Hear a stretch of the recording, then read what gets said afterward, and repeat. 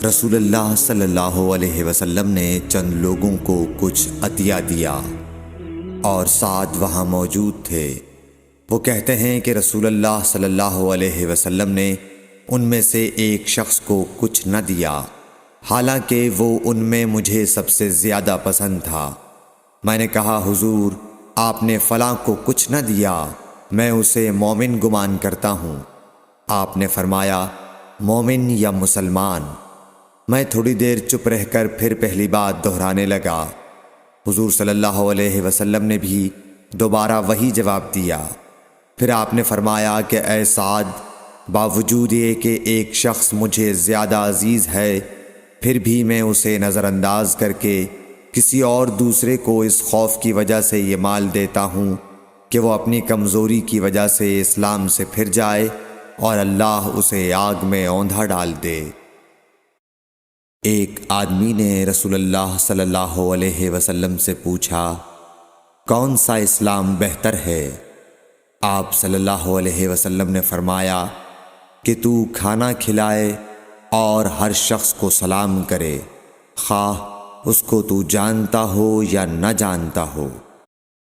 حضرت صلی اللہ علیہ وسلم نے فرمایا، مجھے دوزخ دکھلائی گئی تو اس میں زیادہ تر عورتیں تھیں جو کفر کرتی ہیں۔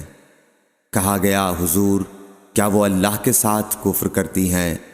آپ صلی اللہ علیہ وسلم نے فرمایا کہ خاوند کی ناشکری کرتی ہیں اور احسان کی ناشکری کرتی ہیں۔ اگر تم عمر بھر ان میں سے کسی کے ساتھ احسان کرتے رہو، پھر تمہاری طرف سے کبھی کوئی ان کے خیال میں ناگواری کی بات ہو جائے تو فوراً کہہ اٹھے گی کہ میں نے کبھی بھی تجھ سے کوئی بھلائی نہیں دیکھی۔ حضرت صلی اللہ علیہ وآلہ وسلم فرماتے تھے، جب دو مسلمان اپنی اپنی تلواریں لے کر بھڑ جائیں تو قاتل اور مقتول دونوں دوزخی ہیں۔ عرض کیا گیا، یا رسول اللہ قاتل تو خیر ضرور دوزخی ہونا چاہیے، مقتول کیوں؟ فرمایا، وہ بھی اپنے ساتھی کو مار ڈالنے کی حرص رکھتا تھا، موقع پاتا تو وہ اسے ضرور قتل کر دیتا۔ ابو ذر ایک جوڑا پہنے ہوئے تھے اور ان کا غلام بھی جوڑا پہنے ہوئے تھا۔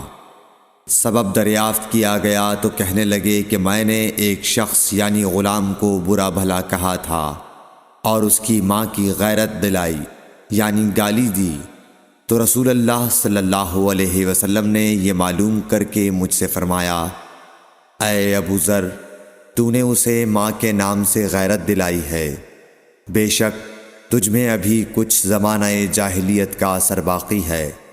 یاد رکھو، ماتحت لوگ تمہارے بھائی ہیں، اللہ نے اپنی کسی مصلحت کی بنا پر انہیں تمہارے قبضے میں دے رکھا ہے، تو جس کے ماتحت اس کا کوئی بھائی ہو تو اس کو بھی وہی کھلائے جو آپ کھاتا ہے، اور وہ کپڑا اسے پہنائے جو آپ پہنتا ہے، اور ان کو اتنے کام کی تکلیف نہ دو کہ ان کے لیے مشکل ہو جائے، اور اگر کوئی سخت کام ڈالو تو تم خود بھی ان کی مدد کرو۔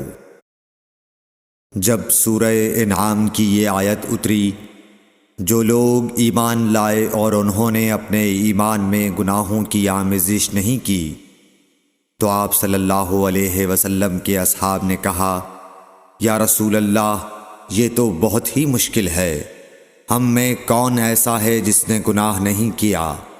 تب اللہ پاک نے سورہ لقمان کی یہ آیت اتاری کہ بے شک شرک بڑا ظلم ہے۔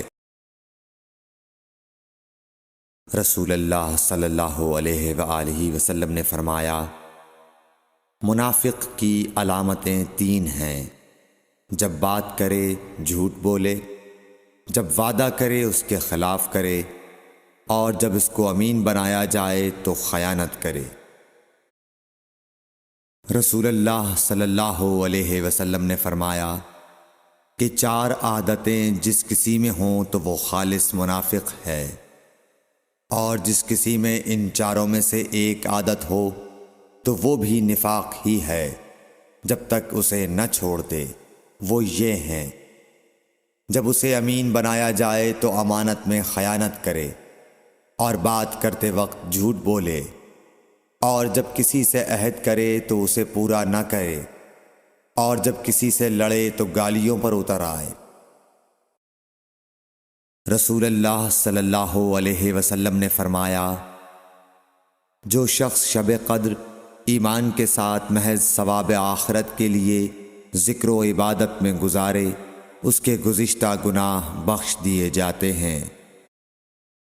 رسول اللہ صلی اللہ علیہ وسلم نے فرمایا، جو شخص اللہ کی راہ میں جہاد کے لیے نکلا، اللہ اس کا ضامن ہو گیا۔ اللہ تعالیٰ فرماتا ہے، اس کو میری ذات پر یقین اور میرے پیغمبروں کی تصدیق نے اس سرفروشی کے لیے گھر سے نکالا ہے۔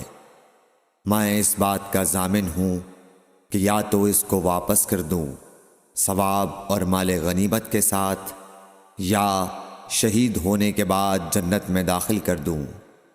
رسول اللہ صلی اللہ علیہ وسلم نے فرمایا، اور اگر میں اپنی امت پر اس کام کو دشوار نہ سمجھتا تو لشکر کا ساتھ نہ چھوڑتا، اور میری خواہش ہے کہ اللہ کی راہ میں مارا جاؤں، پھر زندہ کیا جاؤں، پھر مارا جاؤں، پھر زندہ کیا جاؤں، پھر حضرت صلی اللہ علیہ وسلم نے فرمایا، جو کوئی رمضان میں راتوں کو ایمان رکھ کر اور ثواب کے لیے عبادت کرے، اس کے اگلے گناہ بخش دیے جاتے ہیں۔ حضرت صلی اللہ علیہ وسلم نے فرمایا، جس نے رمضان کے روزے ایمان اور خالص نیت کے ساتھ رکھے، اس کے پچھلے گناہ بخش دیے گئے۔ حضرت صلی اللہ علیہ وسلم نے فرمایا، بے شک دین آسان ہے، اور جو شخص دین میں سختی اختیار کرے گا تو دین اس پر غالب آ جائے گا اور اس کی سختی نہ چل سکے گی۔ بس اس لیے اپنے عمل میں پختگی اختیار کرو، اور جہاں تک ممکن ہو میانہ روی برتو، اور خوش ہو جاؤ کہ اس طرز عمل سے تم کو دارین کے فوائد حاصل ہوں گے، اور صبح اور دوپہر اور شام اور کسی قدر رات میں عبادت سے مدد حاصل کرو۔ نماز 5 وقتہ بھی مراد ہو سکتی ہے کہ پابندی سے ادا کرو۔